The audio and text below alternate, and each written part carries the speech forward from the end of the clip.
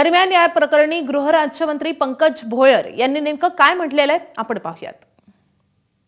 राहुल गांधी आज भिवंडी कोर्टामध्ये हजर होणार आहे. त्यांनी ज्या प्रकारे राष्ट्रीय स्वयंसेवक संघावर प्रश्न उपस्थित केले होते त्याला घेऊन ती आज त्यांची पेशी आहे.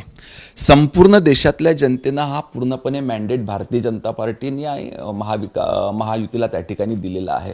सातत्यानं प्रयत्न करून मागच्या तीनही निवडणुकांमध्ये प्रचंड मोठं असं अपयश त्या ठिकाणी काँग्रेसला आलं असल्यामुळं ह्या पद्धतीचं कुठलं तरी वक्तव्य करणे किंवा कृती करणे आणि त्या माध्यमातून जनतेचं लक्ष वेधण्याचा प्रयत्न राहुल गांधी आणि त्यांचे सहकारी करत असतात. परंतु ह्या देशातल्या जनतेचा पूर्णपणे विश्वास हा विकासाच्या मुद्द्यावर बसलेला आहे, जो आपण मागच्या 10 ते 11 वर्षामध्ये देशामध्ये सन्माननीय पंतप्रधान नरेंद्रजी मोदी आणि राज्यामध्ये मुख्यमंत्री सन्माननीय देवेंद्रजी फडणवीस यांच्या नेतृत्वात आपण बघतोय. राहुल गांधींची जी पेशी आहे, वारंवार राहुल गांधीकडनं अशा प्रकारे वक्तव्य केलं जातं. सावरकरांचा देखील वारंवार अपमान केला जातो.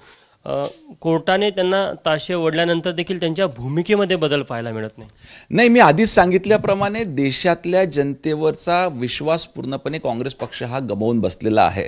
अशा वेळेस सतत 3 निवडणुकांमध्ये अपयशाने आणि अशानंतर पुन्हा ते यशामध्ये रूपांतरित करण्याकरता किंवा लोकांचा विश्वास जिंकण्याकरता अशा पद्धतीचं चुकीचं वक्तव्य करणे, चुकीची कृती करणे. परंतु आज देशातल्या जनतेचा विश्वास हा पूर्णपणे विकासाच्या मुद्द्यावर बसलाय. हे होते राज्यमंत्री पंकज भोयर. कॅमेरामॅन मिथुन आदमनेसह तुषार कोहळे, एबीपी माझा, नागपूर. तर गृहराज्यमंत्री पंकज भोयर यांनी या प्रकरणाच्या अनुषंगाने राहुल गांधींवर पुन्हा एकदा टीका केलेली आहे.